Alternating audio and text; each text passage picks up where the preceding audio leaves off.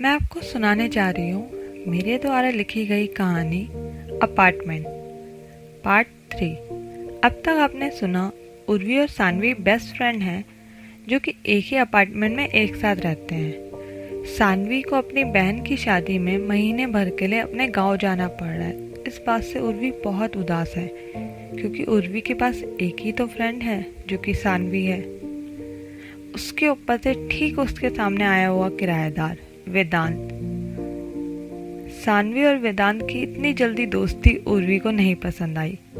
उर्वी को तो वैसे भी नहीं पसंद था कि सानवी किसी और की दोस्त बने, ऊपर से इस लड़के की तो बिल्कुल भी नहीं। और जब उर्वी को पता चलता है कि वेदांत के साथ वो लोग सुबह स्टेशन जाएंगे तो वो बहुत गुस्सा होती है। पर सानवी के साथ जो आखिरी रात होती है इसलिए उसे मानना पड़ता है कि चलो ठीक है, मैं स्टेशन चले जाऊंगी तुम्हारे साथ।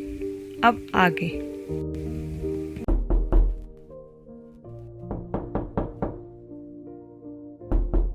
सानवी उठ यार, देख दरवाजे पे कोई आया है। सानवी उठना। ये बोलते हुए उर्वी ने घड़ी की तरफ नजर दौड़ाई तो देखा सुबह के 4 बज रहे हैं। इतनी सुबह कौन हो सकता है? उर्वी उठ के डोर ओपन करती है। सामने प्यारी से स्माइल लिए वेदांत खड़ा होता है। तुम इतनी सुबह? यार अभी ब्रेकफास्ट नहीं मिल सकता। कल रात के डिनर की बात पे उर्वी वेदांत की टांग खिंचाई करती है। वेदांत को गुस्सा तो आया पर वह बहुत सभ्य तरीके से बोला, सानवी ने कहा था सुबह जल्दी उठाने के लिए, वो ट्रेन की टाइमिंग चेंज हो गई है, हमें हाफ एन आवर में निकलना होगा। ये बोलकर बिना कुछ सुने वेदांत वहां से चला जाता है। सानवी तेरा मुर्गा आया था उठाने के लिए, उठ जा यार, ट्रेन की टाइमिंग चेंज हो गई है, हाफ एन आवर में निकलना है। लगभग कुछ 15-20 मिनट लेने के बाद दोनों रेडी होते हैं, एक चाय की चुस्की भरते हैं और वेदांत के साथ रेलवे स्टेशन पे जाते हैं। May I have your attention, please? Vedant thanks यार, तुमने टाइम पे पहुंचा दिया, आज तो ट्रेन छूट ही जाती, चल यार बाय। उर्वी सानवी के गले लगती है और उससे कहती है अपना ख्याल रखना। सानवी ट्रेन में बैठती है।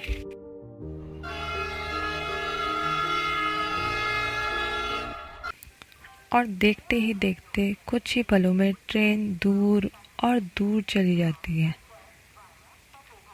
जब उसे सानवी नजर आना बंद हो जाती है तो उर्वी अपने आंसू पोंछती है और चलना शुरू कर देती है। अरे रुको, हमें वहां नहीं जाना है। वेदांत की बात काटते हुए उर्वी रेलवे ट्रैक पर उतर गई। वेदांत डर गया, ये क्या कर रही हो? इतना ही तो सानवी के साथ चली जाती, मरने क्यों जा रही है ये लड़की? उर्वी कुछ बोलती उससे पहले ही उसका पैर ट्रैक में फंस गया और वेदांत के नीचे आने तक उर्वी ने बहुत जोर लगा के अपना पैर निकाल तो लिया पर साथ में पैर में मोच भी आ गई। वेदांत ने उसे सहारा दिया और उसे कार तक पहुंचाया।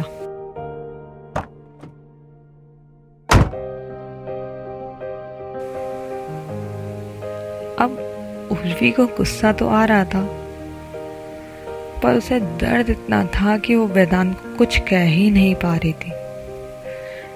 वेदांत को भी गुस्सा आ रहा था कि ऐसा कौन करता है, चल लेती मेरे साथ, अभी भी तो जा ही रही है ना। पर दोनों ही मन बड़बड़ा रहे थे पर एक दूसरे को कुछ नहीं बोल सकते थे। वेदांत ने एक हॉस्पिटल के आगे कार रोक ली। उर्वी ने हॉस्पिटल जाने से मना कर दिया। पर क्यों, क्या तुम्हें दर्द नहीं हो रहा? वेदांत अब बहुत गुस्से में आ गया था। उर्वी ने सिर्फ इतना ही जवाब दिया, अब सहने की आदत हो गई है। वेदांत के पास कुछ था ही नहीं कि इसके बाद वो कुछ बोले। वेदांत ने कार कुछ आगे बढ़ाई और एक मेडिकल स्टोर के पास रोक दी। उसने उर्वी से कुछ नहीं पूछा कि तुम्हें क्या चाहिए। वो मेडिकल स्टोर गया, कुछ गर्म पट्टी मेडिसिन वगैरह लिए और वापस आके बैठ गया। पूरे रास्ते दोनों चुपचाप थे। कार बिल्डिंग के गेट के सामने रुकी। वेदांत ने बहुत ही आराम और सलीके से उसको लिफ्ट तक पहुंचाया। उर्वी को गिल्ट फील हो रहा था। उसने वेदांत को सॉरी बोलना था, पर वो थोड़ी इंट्रोवर्ट थी। थैंक्स, सॉरी, ये सारी चीज़ें उससे बोली ही नहीं जाती थी। मन में तो उसने 10 बार दोहराया होगा कि चलो बोल देती हूँ कल रात वाली बात पे, अभी वाली बात पे, पर उससे बोला नहीं गया। लिफ्ट 3rd फ्लोर पे आ गई थी। उसने कह ही दिया, वेदांत सॉरी, वो कल रात के लिए भी और आज सुबह के लिए भी। वेदांत मुस्कुराया। तुम्हें सच में सॉरी फील हो रहा है? तो चलो मेरे अपार्टमेंट में, तुम्हें अकेला छोड़ दिया ना, फिर चोट लगा लोगी। और हाँ, मुझे ना नहीं सुनना है, अगर सच में सॉरी फील हो रहा है तो तुम्हें चलना होगा। उर्वी ने भी हाँ में सर हिलाया और वेदांत के साथ चल दी। तुम आराम से बैठो, मैं तुम्हारे पैरों में गर्म पट्टी बांध लेता हूँ। ये कहती वेदांत झुका तो उर्वी ने अपने पैर हटा लिए। नहीं नहीं, मैं खुद कर लूँगी। हद है यार, कितनी जिद्दी हो तुम। तुम्हारा नाम तो जिद्दी होना चाहिए था, गलत रख दिया तुम्हारे मम्मी पापा ने तुम्हारा नाम। ये कहते ही वेदांत ने उसके पैर पे गर्म पट्टी बांधना शुरू कर दी।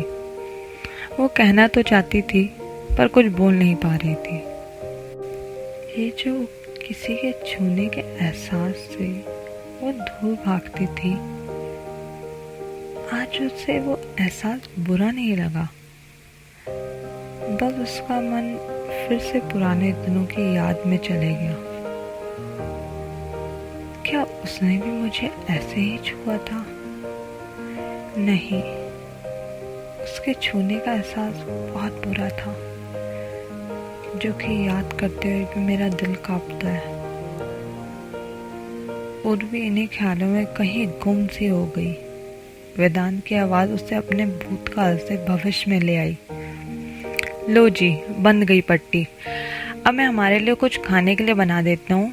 ये कहकर वेदांत खड़ा हुआ और किचन की तरफ जाने को ही हुआ था कि उर्वी ने इंकार में सिर हिलाया और बोली, मुझे ऑफिस के लिए लेट हो रहा है, मुझे चलना चाहिए। जिद्दी लड़की, तुम यहीं बैठो, तुम्हारे पैर में चोट लगी है ना, ऑफिस कैसे जाओगी? वेदांत ने पूरे हक से ये बात बोली और उर्वी के कंधों को पकड़ा और उसको बैठा दिया। किचन में जाते जाते वो उर्वी को ही देख रहा था और उर्वी ने आज के लिए काफी बार ना बोल दिया था, तो अब वो चुपचाप बैठ गई। वेदांत का रूम देख के उसे ऐसा लगा ही नहीं ये किसी लड़के का रूम है। कितने सलीके से सारी चीजें रख रखी थी, घर साफ सुथरा सजा हुआ। एक बुक शेल्फ पर उसकी नजर गई। उर्वी ने उठने की कोशिश की पर उठ नहीं पाई। तब तक वेदांत ब्रेकफास्ट लेकर हाजिर था। उर्वी को उठता देखकर बोला, क्या तुम फिर से जा रही हो? अभी तो मना किया था ना मैंने, तुम कहीं भी नहीं जाओगी। इतना हक सिर्फ 2 दिनों में? कैसे? उर्वी ने बुक शेल्फ की तरफ इशारा किया। तो दोस्तों, ये थी मेरी लिखी कहानी अपार्टमेंट का 3रा हिस्सा। उम्मीद है आपको कहानी पसंद आ रही होगी। क्या उर्वी के दिल में वेदांत ने जगह बना ली है? यह जानने के लिए जुड़े रहिए हमारे साथ। अगर आपको ये वीडियो पसंद आती है तो प्लीज़ कमेंट करके सजेशन, फीडबैक ज़रूर दीजिए।